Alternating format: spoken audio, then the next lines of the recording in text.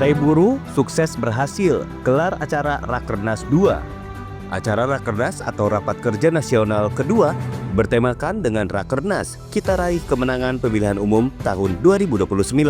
Dengan tagline, saatnya kelas pekerja menentukan Capres dan Cawapres pada Pilpres 2029. Acara Rakernas dilaksanakan 3 hari di Tavia Hotel, Jakarta.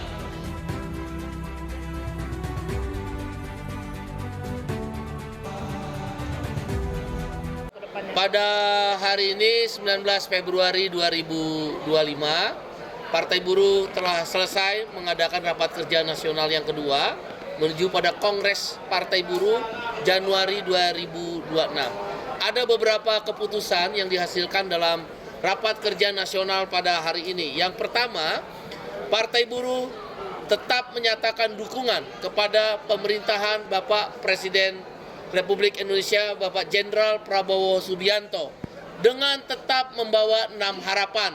Yang pertama, hapus Omnibus Law Undang-Undang Cipta Kerja. Yang kedua, upah yang layak. Yang ketiga, hapus outsourcing. Yang keempat, reforma agraria dan kedaulatan pangan. Yang kelima, kuliah gratis.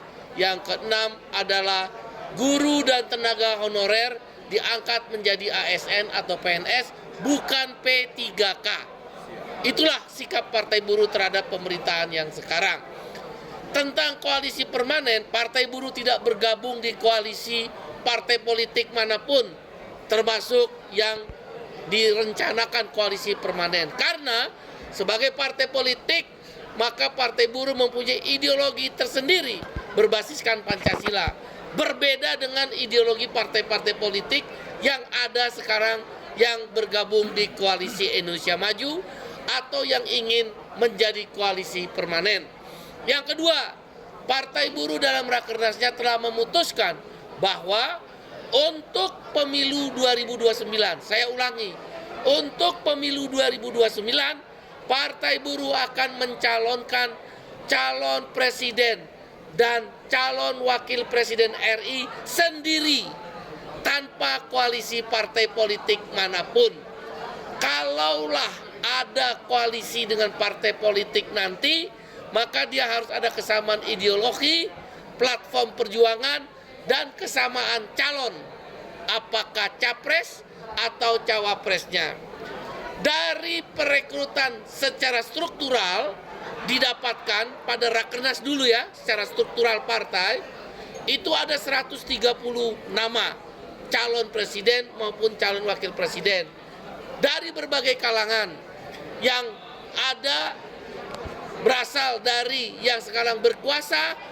Ada Bapak Presiden Prabowo Subianto sendiri, ada dari kalangan Polri, ada dari kalangan TNI, saya nggak bisa sebut namanya karena masih menduduki jabatan. Ada menteri perempuan, ada mantan menteri perempuan. Dari internal partai ada Said Iqbal, ada Henry Saragih, ada Andi Gani, ada Ilham Syah. Dari pesohor ada mencuat nama Najwa Shihab, Reza Rahardian, Abraham Samad, Ustadz Adi Hidayat, Rocky Gerung. Bahkan dari daerah ada nama-nama seperti Deddy Mulyadi, Domingus Madacan dari Papua Barat, Gubernur Papua Barat, Ahmad Lutfi, Papua Barat Daya ya, Ahmad Lutfi, Pramono Anung, dan juga ada dari daerah Jawa Timur, Ibu Hovifah. Dan ada anak muda, ya ada anak muda yang juga dicalonkan oleh struktur partai. Dan yang hebatnya 40% yang dicalonkan calon presiden, calon wakil presiden RI 2029 itu adalah perempuan.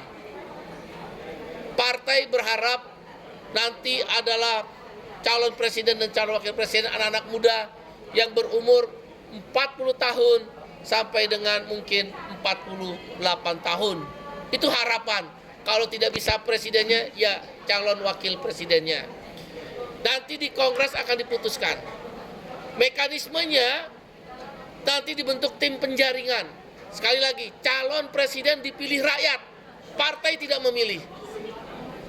Calon wakil presiden direkomendasikan oleh partai berdasarkan mekanisme oleh tim penjaringan. Bagaimana mekanismenya? Nanti 100 tokoh dipilih dengan polling, survei internal, lembaga survei tertentu, kampus-kampus, kita melakukan konsolidasi, kuesioner yang dikirim ke jutaan, puluhan juta daripada melalui sosial media dan melalui mekanisme-mekanisme lain.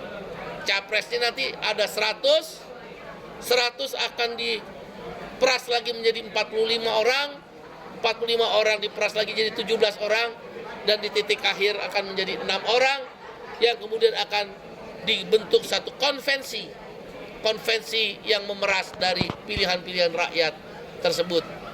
Terhadap isu-isu pagar laut, partai akan mengirim tim ke sana. Apa benar udah dibongkar? Jangan gara-gara LPG pagar laut hilang isunya. Isu migran workers yang ditembak 2 orang mati akan dikirim tim hukum Partai Buruh. Kita kecewa dengan pemerintah dan Menteri P2MI dan wakil menterinya. Kami akan mengirim tim ke Selangor bekerja sama dengan MTUC, Malaysian Trade Union Confederation, Serikat Buruh Malaysia. Kita akan periksa 3 orang yang masih di Selangor itu bagaimana kondisinya. Kalau bisa kita akan pulangkan. Kami akan kerjasama dengan Serikat Buruh Malaysia dan pengacara di Malaysia. Partai Buruh akan mengirimkan tim. Dan isu tentang LPG kita akan pastikan tidak ada lagi kelangkaan. Tentang jaminan kehilangan pekerjaan atau JKP yang sekarang diperpanjang akan diberikan bagi orang ter-PHK selama 6 bulan. 60% dari upah terakhir dengan batas upah tertinggi 5 juta, kita mengapresiasi dan berterima kasih. Tapi yang benar namanya adalah unemployment insurance, asuransi pengangguran, bukan 6 bulan, 2 tahun. Selama 2 tahun itu dikasih 60% dari gaji terakhir, bukan dari batas upah 5 juta tadi. Saya pikir itulah keputusan Rakernas. Kongres Partai Buruh Januari 2026 diputuskan di Jakarta atau Bali atau Surabaya, nanti diputuskan, akan sudah kelihatan siapa calon presiden, calon wakil presiden Republik Indonesia dari Partai Buruh. Demikian. Terima kasih kawan-kawan semua. Makasih. Kalau Pak Anies, Pak Ganjar masuk bursa juga nggak Pak? Tadi disebutkan Pak Prabowo. Tadi Anies Baswedan masuk, Pak Ganjar nggak masuk. Pak Anies Baswedan. Dan nanti akan muncul tokoh-tokoh baru ya, anak muda terutama. Kami mencari anak muda yang syaratnya kan minimal 40 tahun sampai kalau bisa 48 tahun. Di Eropa, semua Perdana Menteri sekarang usianya 42 sampai 48 tahun. Regenerasi kepemimpinan terjadi. Nama Pak Prabowo pun mencuat, bahkan masih terbanyak tadi dipilih. Tapi kan kita belum tanya rakyat. Ini baru internal struktur partai. Yang dihadiri Rakernas ini 1.000 orang, 500 orang hadir di tempat Hotel Tavia Jakarta, Cempaka Putih, yang melalui Zoom sekitar 500 orang. Dari 393 kabupaten kota, 38 provinsi. Tapi sekali kan baru internal struktur partai. Kita mau tanya rakyat, cukup nggak nih yang tadi dikuras jadi 27? Termasuk Anies Baswedan ada, Ganjar Pranowo nggak ada, Profesor Jimli ada, Profesor Mahfud MD juga ada. Nah yang kita mau cari ini anak muda yang baru kelihatan, Reza Rahardian, Dian Sastrowardoyo, kemudian Abraham Samad saya rasa masih masuk di bawah 50 tahun, Najwa Shihab, ya, dari kalangan Polri. Ini baru pertama kali nih kalangan Polri mencuat tadi bersaing dengan Pak Prabowo tuh, yang mendukungnya. Kita nggak bisa sebut namanya, termasuk kalangan TNI berpangkat Letnan Jenderal, ya, sama Menteri Perempuan. Nama Mas Gibran kan masih muda sebenarnya. Gibran masuk tapi paling bawah. Masuk juga. Dugaan saya orang dari Jawa Tengah nih ngusulin Gibran. Ada nama Mas Gibran tapi paling bawah. Dia mungkin diusung hanya sekitar oleh 7 atau 8 kabupaten kota. Ya.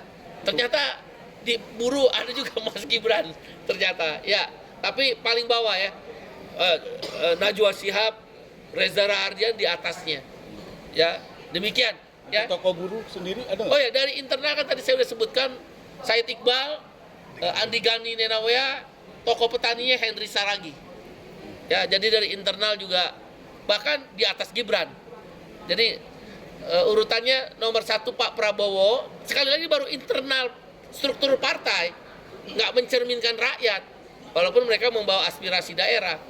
Nomor 2 kalangan Polri, nomor 3 malah internal Said Iqbal. Kalau Mas Gibran di bawah Najwa Shihab, di bawah Reza Rahardian, di bawah Dian Sastrowardoyo. Tapi ada yang mengusulkan. Demikian. Terima kasih ya kawan-kawan ya. Makasih.